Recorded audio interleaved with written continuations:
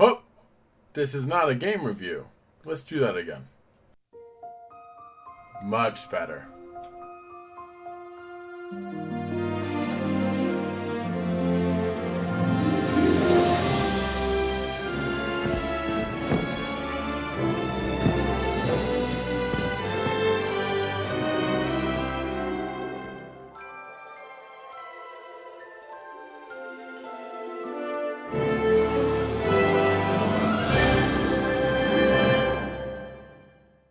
Hello and welcome to GBE, where I go to Florida for the weekend and get burnt because I didn't use sunscreen.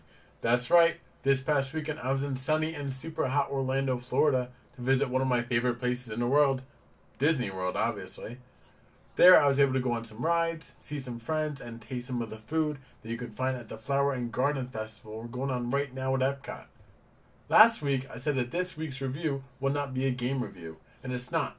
Instead it is a part 1 of a several-part series where I take a look at several aspects of Walt Disney World Resort. Let's start with the classic ride, Carousel Progress. In the 1950s, Carousel Progress started as an idea for the never-built expansion of Main Street, USA called Edison Square. Back then, it was called Harnessing the Lighting, where the show would chronicle the evolution of electricity in the home. Fast forward to the 1964, where Disney partnered with GE to bring Carousel Progress to the 1964 World's Fair. It came along with a brand new song titled There's a Great Big Beautiful Tomorrow. After the World's Fair, it was moved to Disneyland in 1967, the ride was shut down in 1974, and was moved to Magic Kingdom in Orlando in 1975. The ride follows the story of a family and you go through different periods of the 20th century. The first act of the show is the 1900s, and it takes place during Valentine's Day. The 1920s, which is on the 4th of July, the 1940s taking place around Halloween, and the final act where they give you a depiction of the future, including laser discs, high-def TV, and virtual reality. While some people find this ride as an easy skip or a great place to take a nap, I consider it my favorite ride due to the show of advancement of appliances in the household, along with classic one-liners like, Grover, don't interrupt while Sarah's interrupting. Papa, all these people. I'm indecent. and my favorite, Come on, Beth. That clodhopper Howard you're going with is no Cracker prize. all of these into one ride that never has a wait because it's always moving, gives Carousel Progress the good rating. And now here's my friend It's Austin Does with the first Flower and Garden food review. Austin? Collaboration, and yet you're just gonna be my video. Okay. What are you reading, Austin? Hello, it is a key lime tart with meringue. Ooh. It's good. It is a good. You only took out 2 bites. I don't know it's good. Describe the taste. Well, it's tart because of the lime. But this What about the key? also tart. It's tasty. And the beer? It's an eh.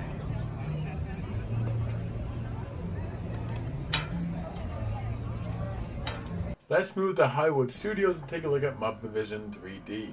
In the 1980s, Disney was in talks about a Jim Henson Company, which included the Muppets and Sesame Street.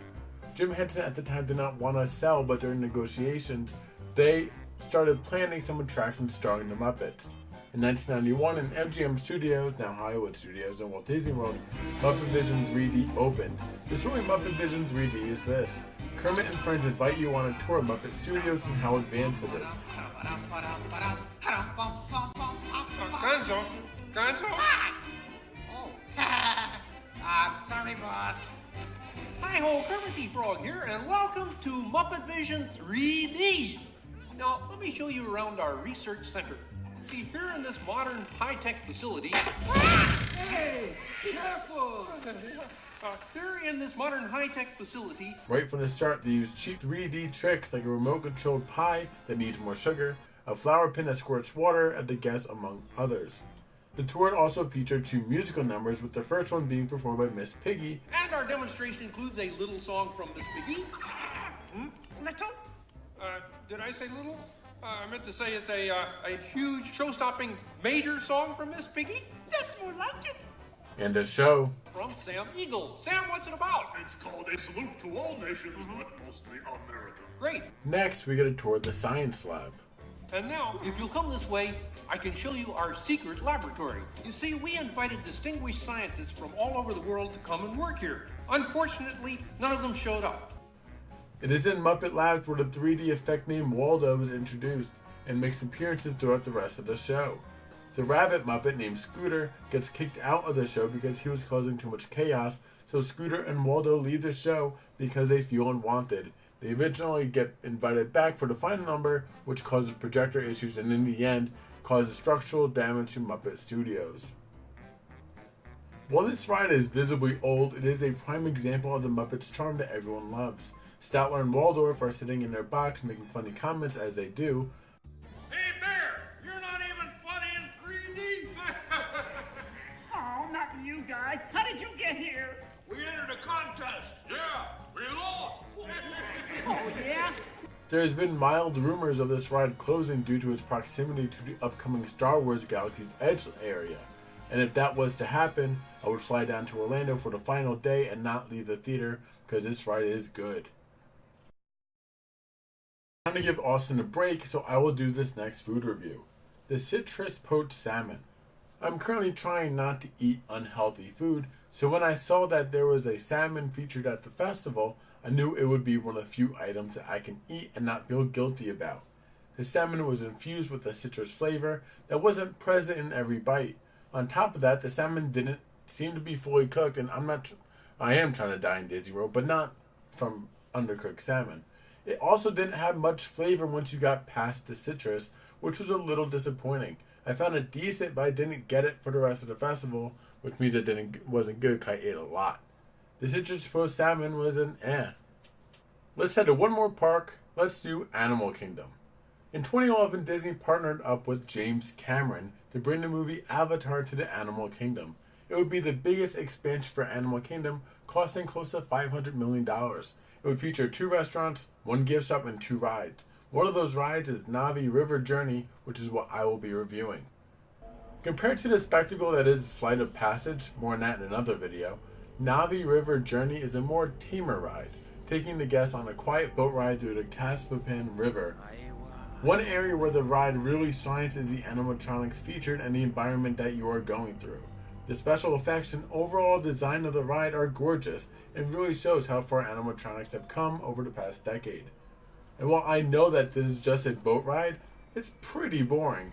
Besides the environment around you and a screen where creatures from Pandora would walk by, they look like dogs, but like, oh look, it's a fucking dinosaur. Dude, it's not a dinosaur. It was obviously like a dog or a fox hybrid.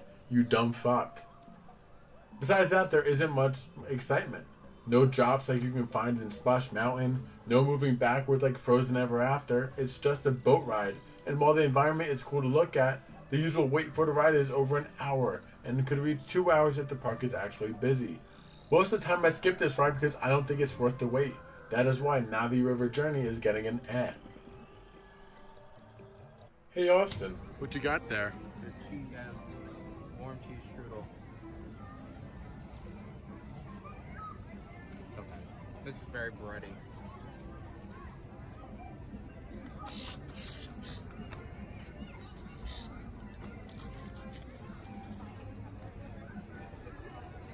Ooh.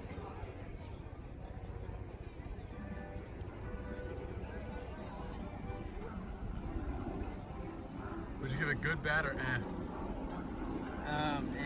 No, I don't know. Ask me towards the end. Like, it's not bad. There's more cheese in this part of it. This part of it. So I don't know. Ask me in 5 minutes. All right. I'm ice in my mouth.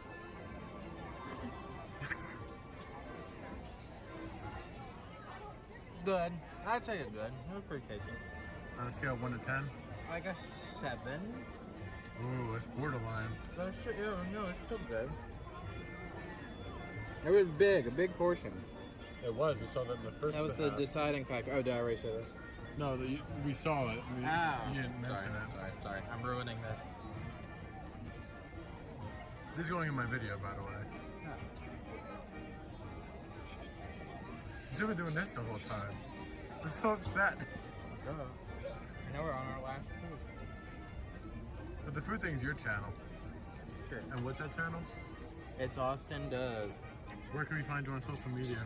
It's Austin Does. Joey will put it on the screen now. At GoodBadEh. GoodBadEh. Would you get it again? No. I wouldn't. Are you still filming? Yeah. Just in case you make another comment. No. Alright. Thank you to It's Austin Does for that really fantastic, very detailed food review. Here's some other food that I tried at the festival. Meatball. Tasted really good. The spread on top mixed with the seasoning on the meatballs was fantastic. It was definitely a good. I would definitely get it again. Beef torta usually comes on a sourdough bun on my eating bread. So they put meat in a cup with all that shit on top. And it was okay, but it was missing just something. It got an eh. Beef over rice, I don't remember the name of it. Probably one of my favorite things. The beef tasted fantastic, and the gravy from the beef mixing with the rice was amazing. Definitely good. The spicy hot dog, had this last time I went to the festival. The picture shows the bun, but don't worry, I took the bun away. The hot dog was okay. It wasn't spicy at all, but then again, I love hot sauce. So it was probably spicy to some people. But the hot dog gets an eh. The garnish on top was fantastic. I would just eat that. Garnish gets a good, hot dog, eh. The last food item is a chicken skewer. Austin recommended it, saying it was fantastic. I tried it, found it disgusting. No seasoning at all. Just tastes like plain chicken. And I like chicken, but it just had no flavor to it. I regret listening to him, and it was bad, obviously.